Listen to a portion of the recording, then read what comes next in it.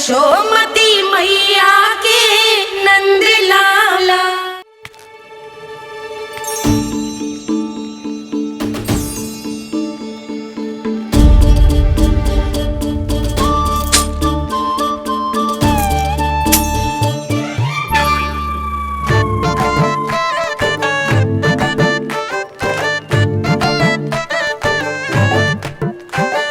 देख वसंता, अब कैसे सारा का सारा माखन बेचकर जे धनी ग्राहक से धन बटोर लेती है तेरी मैया।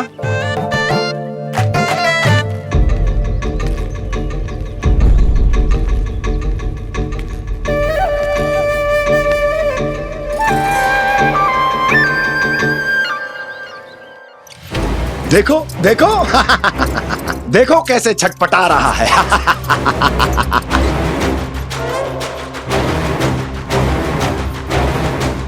अपने प्राणों को बचाने के लिए कितना व्याकुल है, कैसे इस जाल से मुक्त होने के लिए तड़प रहा है।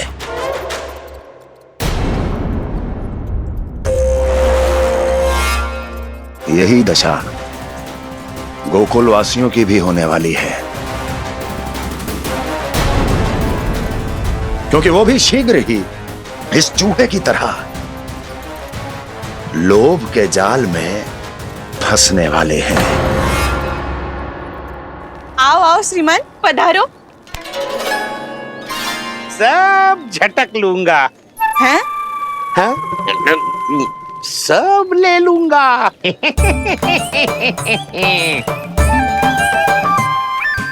देखो श्रीमान, पूरे गोकुल में मुझसे अधिक स्वादिष्ट माखन किसी के पास ना होगो। अब अच्छे गुणवत्ता की वस्तु सस्ती थोड़ी ना होगी। किंतु व्यापारी परमानंद सस्ती वस्तुएं लेता भी नहीं है।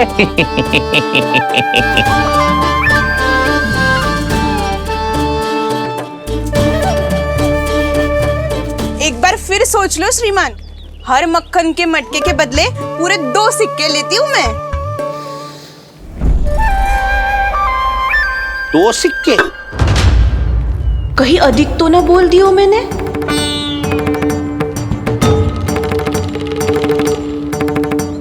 पर अब मेरे यहाँ पहली बार आए हो ना, तो हर 2 मटके पे 1 सिक्का कम कर दूंगी।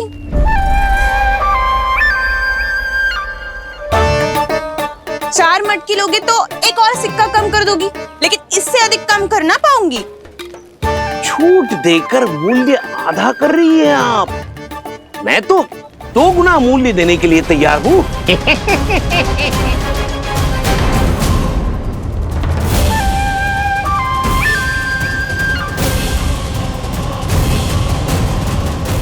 दो गुना मूल्य?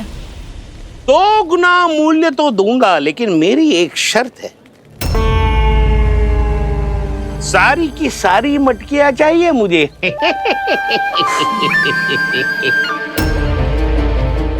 सब तो भाव कम कराते हैं, ये तो बढ़ा रही है। हाँ तो जे भी कोई पूछने की बात है, जे ले लो, जे ले लो, जे सारी की सारी मटकियां आपकी।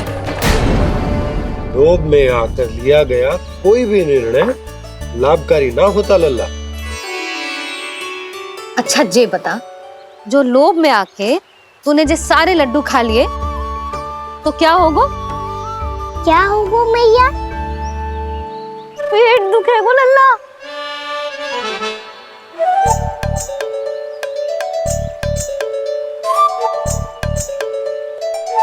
पीड़ा होगी, स्वास्थ्य बिगड़ जाएगो। फिर सोच ले, तू घर से बाहर ना निकल पाएगो।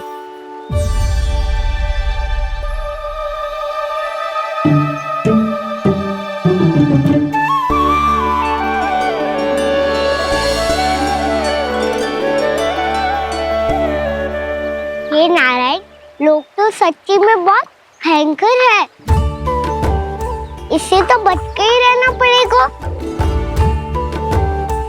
पर बचा कैसे जाए?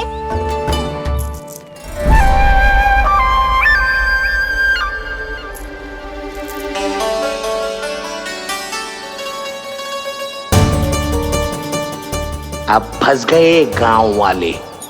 जैसे ही ये मेरे सिक्कों की चमक दमक खनक देखेंगे, मेरे जाल में ऐसे फंसेंगे जैसे कि ये मूर्ख स्त्री।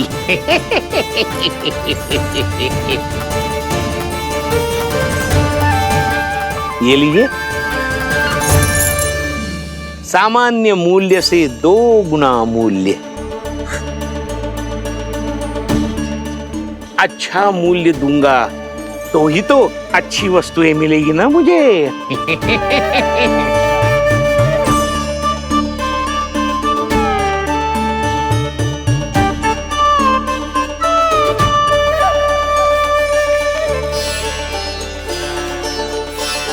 भाइयों, मैं मथुरा का सीधा साधा व्यापारी परमानंद हूं। मेरी मिठाइयां विदेशों के अनेक राज्यों में बेची जाती है, इसलिए मुझे सदैव सर्वोत्तम दूध के उत्पादों की आवश्यकता होती है। तो जैसे ही मुझे पता चला कि गोकुल में दूध के सर्वोत्तम उत्पाद मिलते हैं, मैं यहाँ चला आया। अब जिसे भी मेरी तरह धन अर्जित करना हो, उज्जवल भविष्य बनाना हो, वो मेरे साथ व्यापार कर सकता है।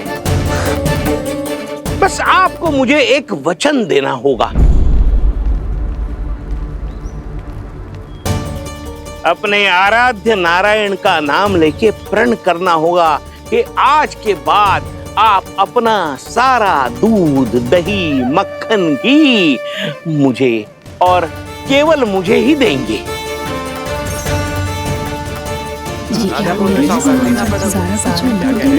ताकि इनका प्रबंध करने के लिए मुझे कहीं और भटकना ना पड़े।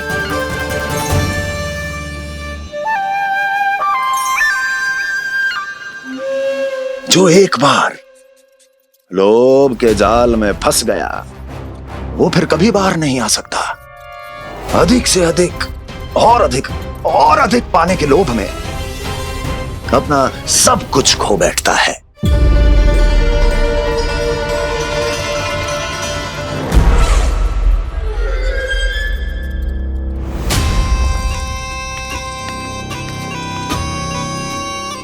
और फिर धीरे धीरे उसकी संघर्ष क्षमता समाप्त हो जाती है,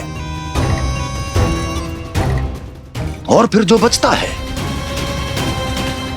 वो यमदूत की प्रतीक्षा करने वाला केवल एक जीवित शव, और कुछ नहीं।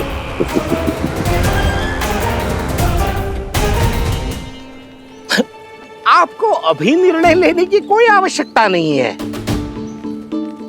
मैं परसों सूर्यास्त के समय एक बार फिर आऊंगा, तब आप अपना निर्णय मुझे बता दीजिए। किंतु मेरे साथ व्यापार करने पर क्या होगा, इसकी मैं झांकी दिखाऊंगा आपको। आज आप सभी इस हाट में जो लेकर आए हो, वो सब लेकर जाऊंगा मैं, वो भी दुगना मूल्य देकर।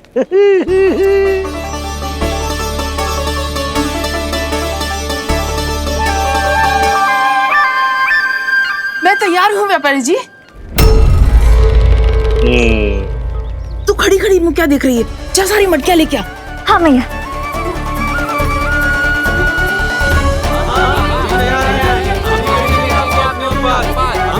हाँ, जाइए जाइए जाइए।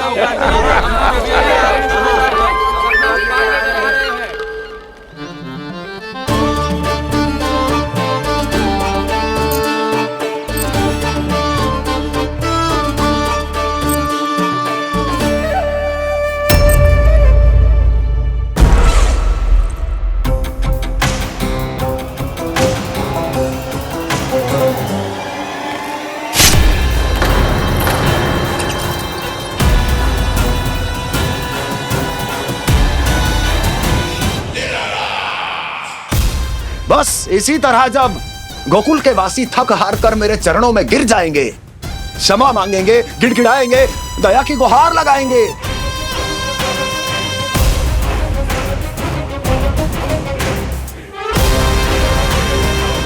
तब मैं उस नंद को गोकुल में छुपे उस चूहे के साथ यहां आने पर विवश कर दूंगा।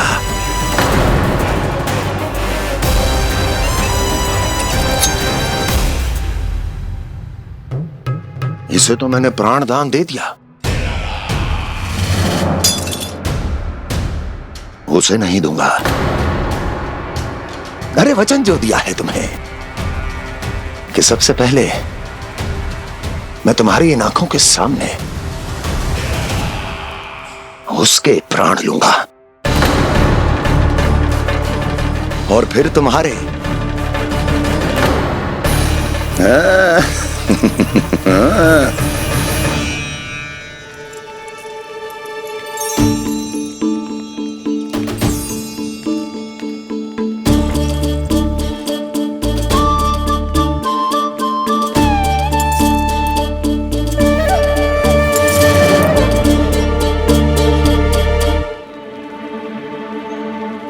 आपके सिक्के?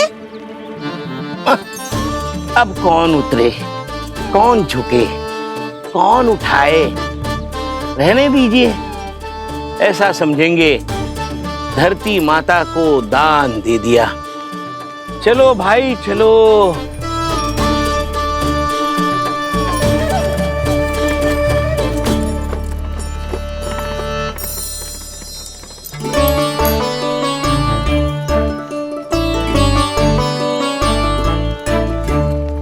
आज तो बहुत अधिक धन मिल गया। कोई और माने ना माने, मैं तो परसों ही जाकर व्यापारी जी को हाँ बोल दूंगी। फंस गए गांव वाले। बोलो ना आप दोनों, लोभ वाले राक्षस से कैसे बचा जा सकता है?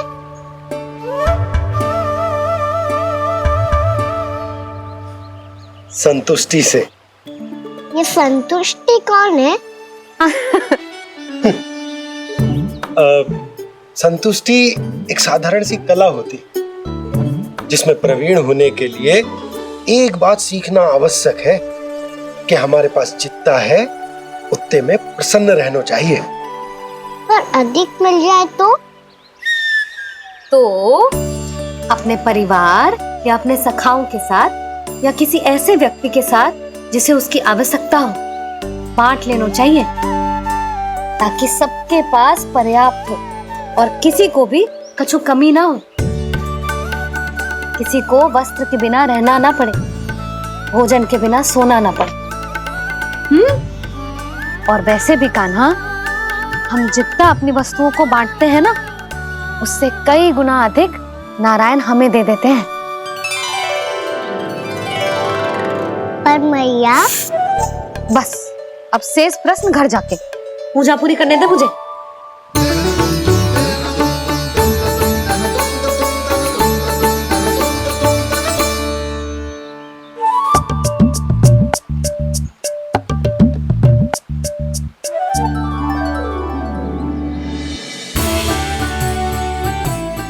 मैया ने भोग चढ़ाने तक ठहरने को कही थी, अब तो चढ़ गो भोग।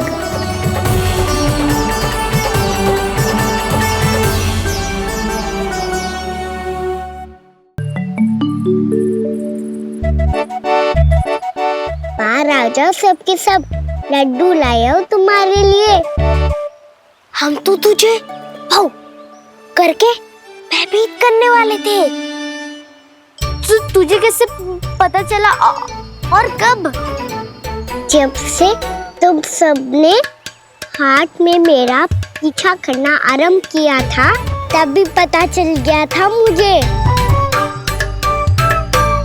मैं भी तुम सबके साथ आने वाला था, पर मैया ने रोक लियो। इससे पहले कि मैया मुझे रोक ले, भागो।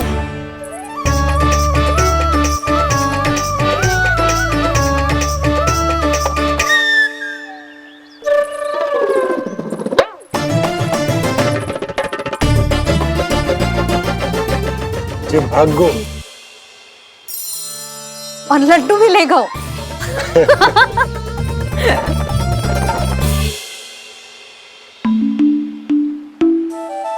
क्या होगा?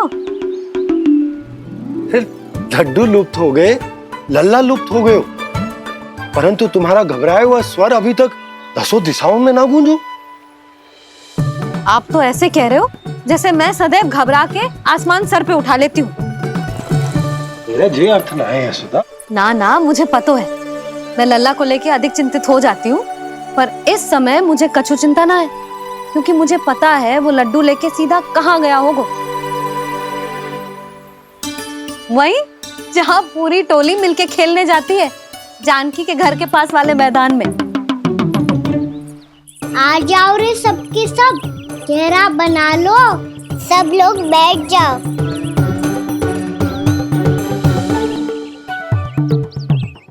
वहीं पेड़ के नीचे बैठ के सबको लड्डू बांटे गोजे।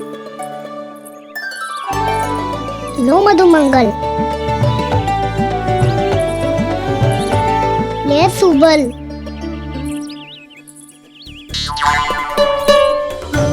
बसंता तू भी ले।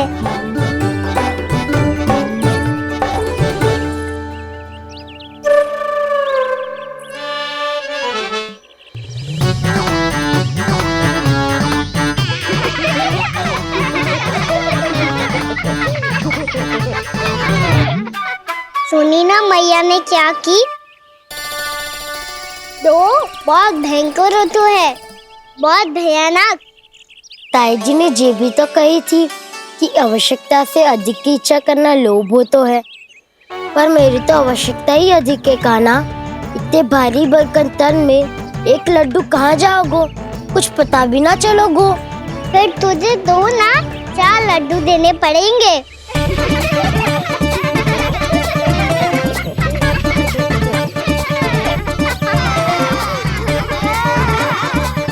जितना उपवास करना है कर लो, पर लड्डू तो दो।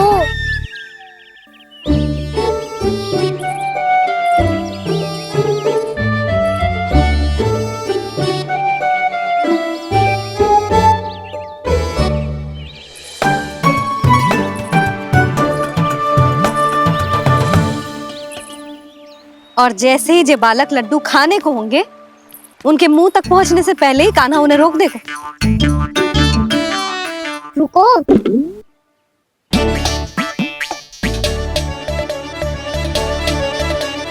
रुक क्यों दियो कान्हा?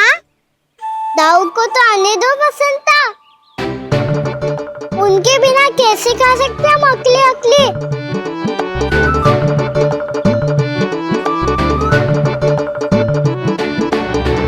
पर तुम्हें ये सब कैसे पता यशोदा? अरे, एक मैया से अधिक अपने संतान को कौन जानता है भला? कान्हा अपने दाऊ के बिना कुछ कर ही ना सकता। अब चाहे खेल खेलना हो या अपनी मैया के हाथ के लड्डुओं का आनंद उठाना। जहाँ कान्हा होगो, हाँ उसके बलदाऊ को तो होनो ही है।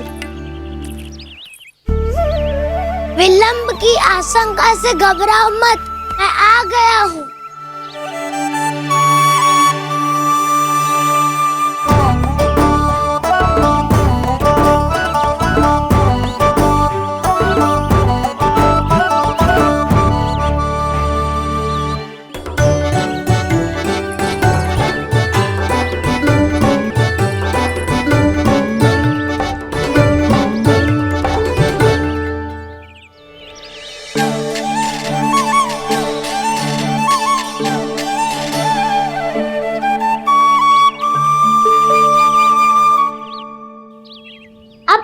बैठे रहोगे कि कोई खेल भी खेलोगे? गिल्ली डंडा, छुपन छुपाई, ना ना पकड़ा पकड़ी, कछु नया खेल भी सुझाओ ना। मैं बताता हूँ, एकदम नया खेल है। स्वयं भगवान विश्वकर्मा जी ने इसका आविष्कार किया है और स्वप्न में आके बताया है मुझे। और इसमें ना, लो आरंभ हो गया बड़बोला।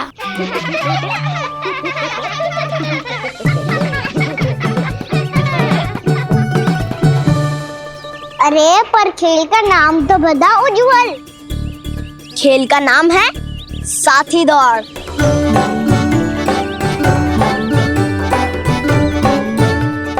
साथी दौड़?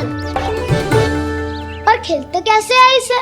बस एक साथी दूसरे साथी का पैर अपने से बांधता है और दौड़ लगाता है।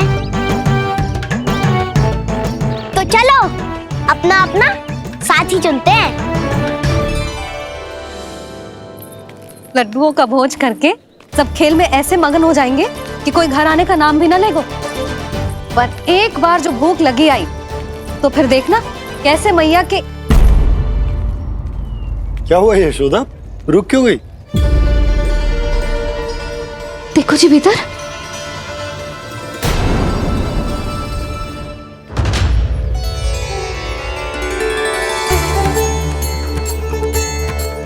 ये कौन है? जैसे साक्षात मैया लक्ष्मी।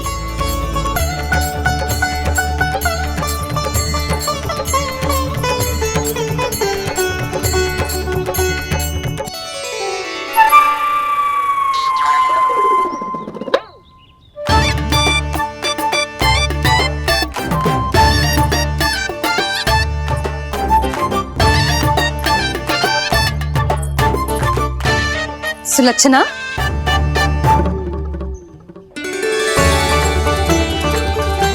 जशोदा जी, नंदराज। नारायण नारायण। नारायण नारायण। वो साधु महात्माओं की तरह अपना भविष्य देख रही थी। दोनों हाथों से धन बरस रहा था। स्वर्ण के सिक्कों के सागर में तैर रही थी। लग तो है दीवा स्वप्न देख रही थी। और सुलक्षणा बताओ, कैसे आना हुआ, वो भी इस वेशभूषा में? अच्छी लग रही हूँ ना मैं, रानी जैसी? क्षमा करना, वो तो आप हो ना। अब बताओ भी, ये सब क्या है? जे ही तो धनवान बनने का संकेत है जशोदा जी। अब बहुत सारा धन आएगा तो धनवान दिखना भी तो चाहिए कि ना। कहना क्या चाहती हो? जे ही कि साक्षात कुबेर भगवान आए हैं गोकुल को समृद्ध करने। हैं?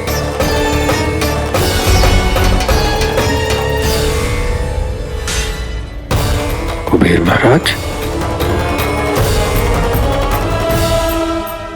साक्षात कुबेर भगवान आए हैं गोकुल को समृद्ध करने। हैं? सब विस्तार से बताती हूँ, आप बैठो तो सही। कुबेर महाराज? चलो जोड़ी बनाते हैं।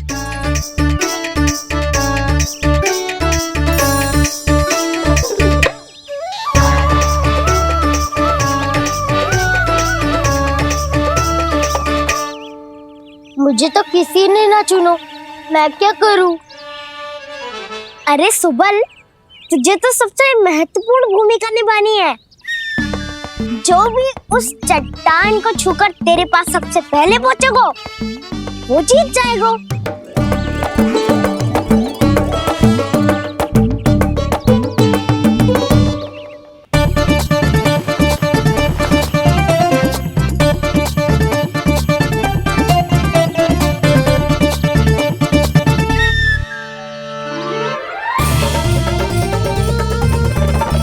आरंभ करो।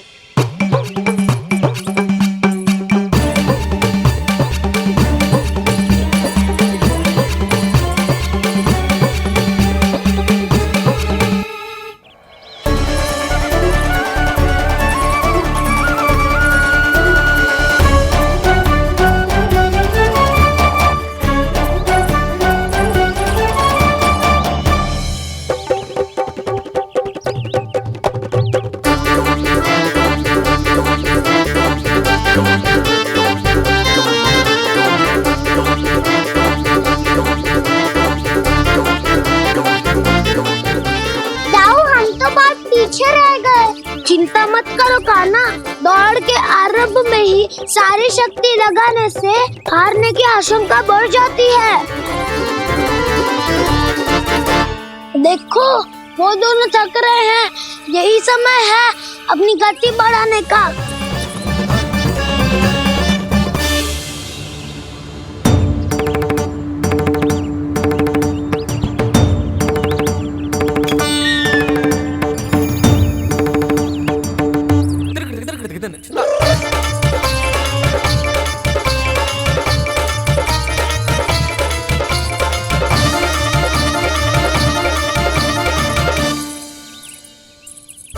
लो, हमारी जोड़ी सबसे पहले पहुंच गई। देखा मेरा बलदाव का बल।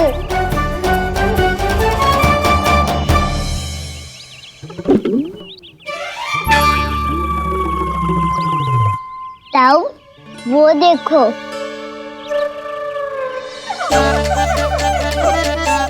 मैया,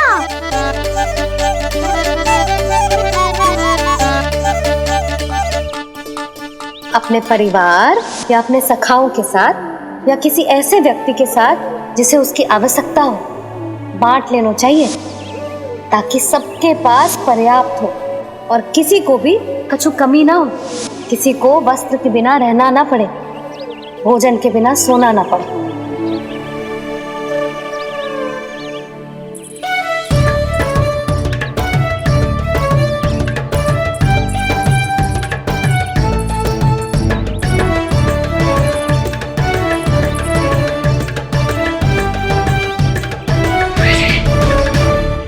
लग तो है इससे भूख लगी है।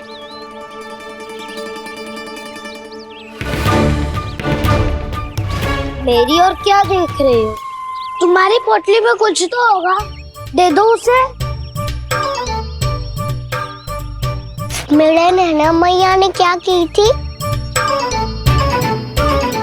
जब हम किसी और को देते हैं ना, उससे अनेक गुना नारायण हमें वापिस कर देते हैं।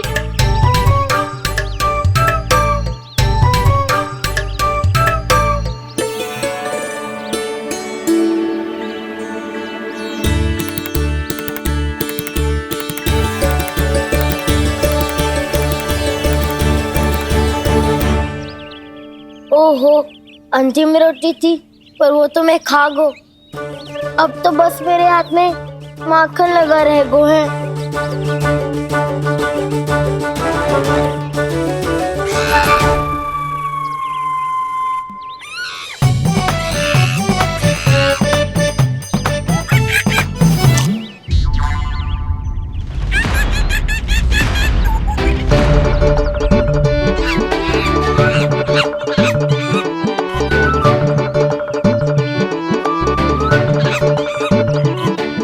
क्षमा करना सखा, तुम्हें देने के लिए मेरे पास कुछ नहीं है। अब आप ही बताओ, कोई 2 गुना मूल्य देगो तो हम शीघ्र ही धनवान बन जाएंगे कि ना? पर कोई 2 गुना मूल्य देगो ही क्यों? हो सकता है कि उनके पास अधिक धन हो, या उनकी तिजोरी में सामान आ रहा हो, या फिर उन्हें भलाई करने का रोग हो। हमें तो आम खाने से मतलब है ना नंदराज। गुटली किनके, हमें क्या लेना देना। मैंने तो निर्णय ले लिया है कि उसकी सिर्फ मान लोगी। बस नारायण को साक्षी मानकर जब प्रण ही तो लेना है कि सारा का सारा दूध, घी, माखन अब से केवल उन्हीं को देना है मैंने। बस इतनी मांग रखी है उसने? हाँ, आपको विश्वास ना हो रहा हो तो गोकुल में किसी से भी पूछ लियो। 2 गुना दाम दियो है परमानंद जी ने, इसलिए तो सबके सब आनंद के सागर में गोते लगा रहे हैं।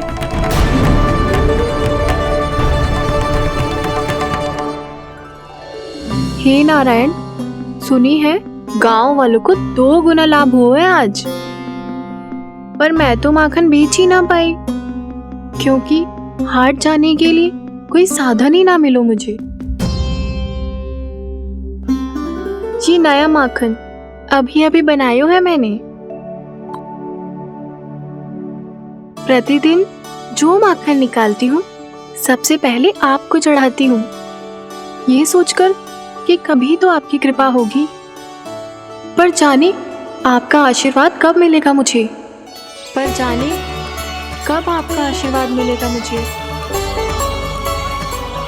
यदि इस बार भी मेरा माखन बेकार हो गई हो ना, तो सच्ची कह रही हूँ, कल से भोग में आपको कुछ भी ना चढ़ाऊंगी मैं। कल से भोग में आपको कुछ भी ना चढ़ाऊंगी मैं। कान्हा, मुस्कुरा क्यों रहे हो? वानर महाराज की भूख कैसे मिटानी है पता है मुझे। कैसे? माखन से। और माखन कहाँ मिलेगा? सावित्री मौसी के घर से। तो क्या तुम फिर से माखन चुराने की सोच रहे हो? दाऊ, मेरी बात प्रश्न ही नहीं उठता। इसकी अनुमति नहीं दूंगा मैं। गोकुल वासियों को ऐसा वचन देने की अनुमति ना दे सकता मैं। बिना सोचे समझे कैसे वो किसी अपरिचित व्यापारी के शब्दों पर विश्वास कर सकते हैं?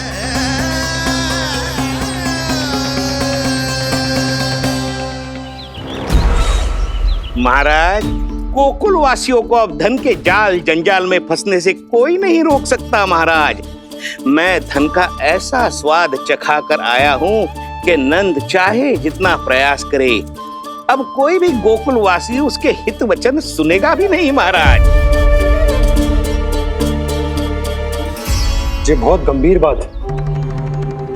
हमें सभा बुलानी होगी यशोदा। जशोदा जी, आप भी कुछ कहो ना नंदराज से। जे अधिक ही सोच रहे, इतनी चिंता करने की कोई आवश्यकता ना है। आवश्यकता तो है। वैसे तो जब कोई लोभ के जाल में फंस जाता है तो उसका बाहर निकलना असंभव है, किंतु फिर भी अपनी दृष्टि चौकन्नी रखना और कान गोकुल में होने वाली हर हलचल पर, क्योंकि मैं नहीं चाहता कि उस छलिया विष्णु अवतार का कोई भी छल मेरे मार्ग का रोड़ा बन पाए। अवश्य महाराज।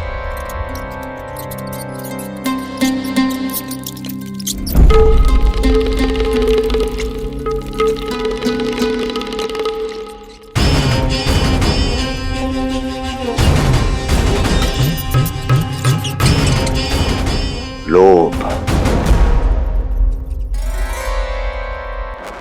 ध्यान रहे परमानंद, गोकुल वासियों पर लोभ का प्रभाव हर बीतते क्षण के साथ बढ़ता चला जाना चाहिए। महाराज, जैसे किसी कबूतर को बिल्ली दबोच लेती है, वैसे ही मेरा फैलाया हुआ लोभ गोकुल वासियों को अपने पंजों में दबोच लेगा। सब झटक लूंगा।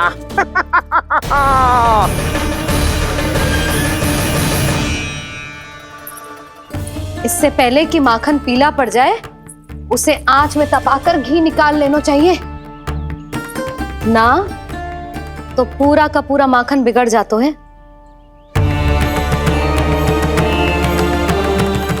मैं अभी भोला से कहकर सारे ग्वाल ग्वालियरों की सभा बुलाता हूं। मुझे सबसे बहुत महत्वपूर्ण विषय पर बात करनी है।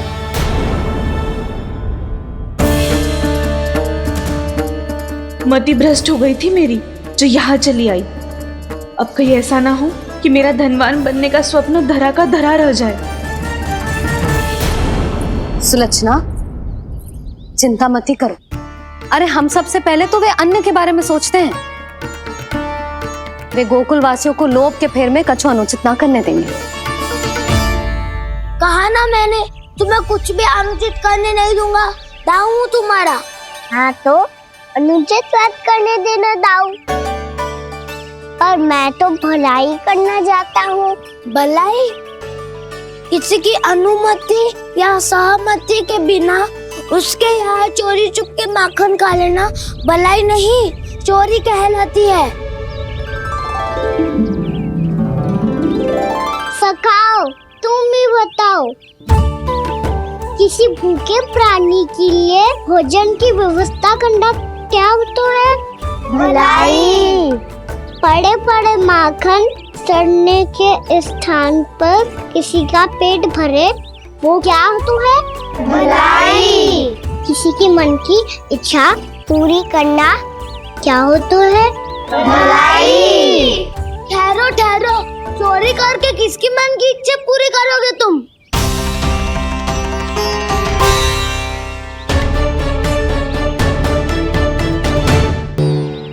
और किसकी दाऊ? स्वयं सावित्री मौसी की। वही तो चाहती है कि मैं उनके घर आऊं और ढेर सारा माखन खाऊं।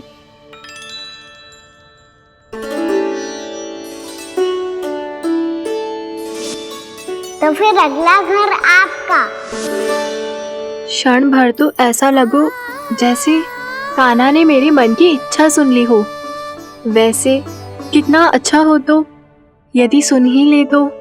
तुम्हारे कहने का अर्थ है कि सावित्री मौसी चाहती थी कि तुम उनके घर भी जाओ, जैसे जानकी के घर गए थे। ये बात तो उन्होंने भैया के सामने भी कही थी कि मैं उनके घर जाऊं। ये तो उनका सौभाग्य होएगा। किसी का सौभाग्य बिगाड़ते इतने बुरे ना है हम। ये बात तो सही कही है। मुझे भी कुछ अनुचित ना लगता है इसमें। तुम तो सत्यवादी हो मधुमंगल, तुम्हें क्या लगता है? अब बोल भी दो, वानर महाराज भूखे हैं। वानर महाराज से अधिक भूखा तो मुझे तू लग रहे हो। यदि कान्हा सच्ची में जैसा वानर महाराज की भूख मिटाने के लिए और सावित्री मौसी की इच्छा पूरी करने के लिए कर रहा है, तो दादी के सीख के अनुसार मुझे इसमें कछु अनुचित ना लगता। पक्का हम सच में चोरी नहीं भलाई करने जा रहे हैं। सही कहा दाऊ। यदि भूखे असहाय वानर महाराज का पेट भरोगे तो इसका असली पुण्य तो सावित्री मौसी को ही मिलेगा। इसका अर्थ तो ये हुआ कि कान्हा सावित्री मौसी के घर माखन चुराने नहीं जाएगा, बल्कि उसे दुगना कर देगा। बात तो सही है, तो फिर मैं तुम्हें नहीं रोकूंगा।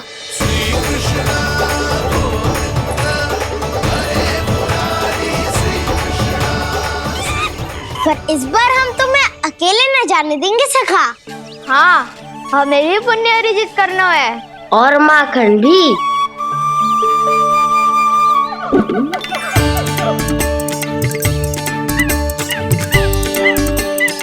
लगता है देव वानर महाराज भी हमारी टोली में सम्मिलित होना चाहते हैं। तब तो ये सबको ये कला सिखानी पड़ेगी। सही कहा सका, अच्छे काम का प्रचार प्रसार तो होना ही चाहिए ना। तो ठीक है, सिखा दूंगा और हमारी टोली कहलाएगी चौर्य विद्या प्रसारण टोली। और कान्हा तू बन जाइयो इसका अध्यक्ष और दाऊ बनेंगे उपाध्यक्ष। मुझे स्वीकार है। चौर्य विद्या प्रसारण टोली की जय! चौर्य विद्या प्रसारण टोली की जय! और सुनो क्या करना है और कैसे।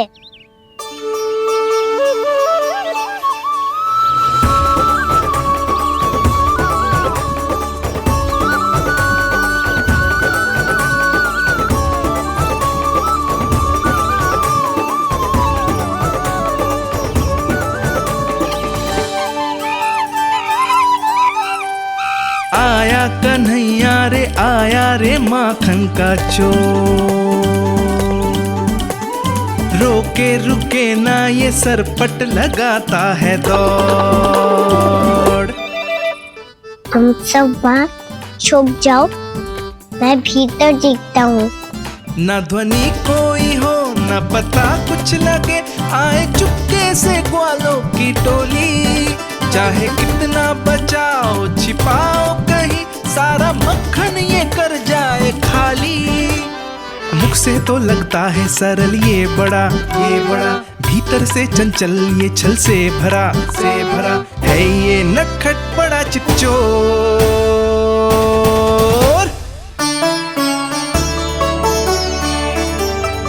इतने ऊपर टांग रही हो मौसी। कान्हा सच में आ गयो तो मैं तो धन्य हो जाऊंगी।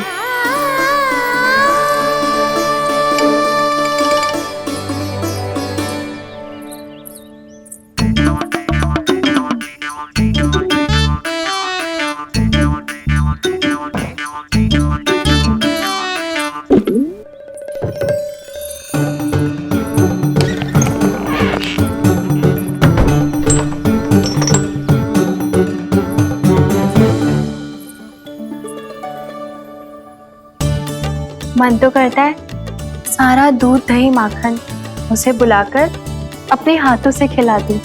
मुझे बुलाना भी चाहती हो और अनजाने में मेरे लिए कठिनाई भी बढ़ा रही हो। पर मेरे यहाँ क्यों आएगा कान्हा? इससे अच्छा तो यही होगा कि कल माखन बेचने के लिए कहीं से सकट का प्रबंध कर लूं।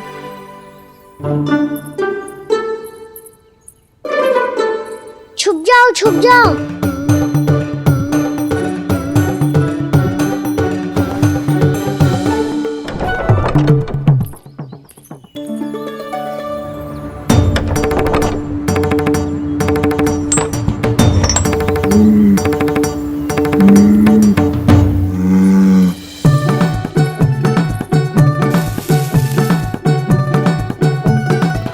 वैसे भी वो ठहरा राजकुमार, एक साधारण गोपी के यहाँ का माखन काहे खाएगो। तू भी बावली हो गई है सावित्री। कान्हा आना भी चाहे तो इतनी दूर आएगा कैसे?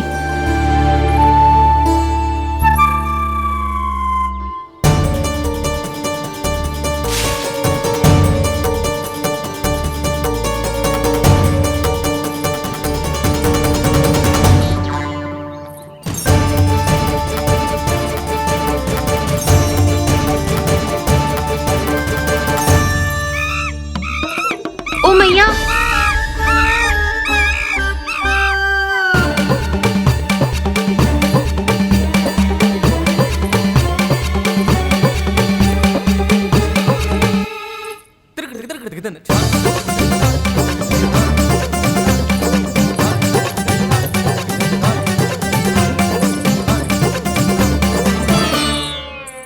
सब खड़े हो जाओ।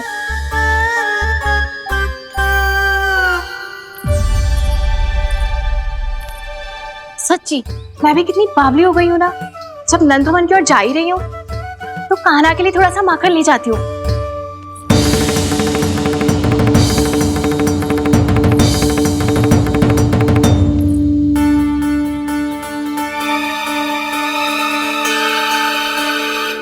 कान्हा, यहाँ ये मेरा स्वप्न है या फिर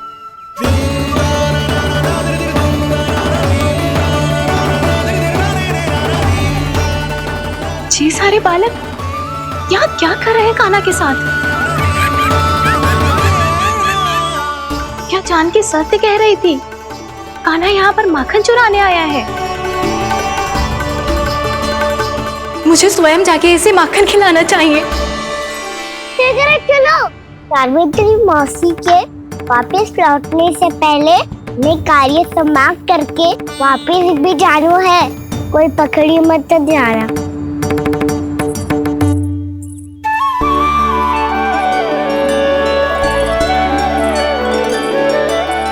ये मुझे देख के भागो तो ना, ये जो कर रहा है, जैसे कर रहा है, मुझे करने देना चाहिए।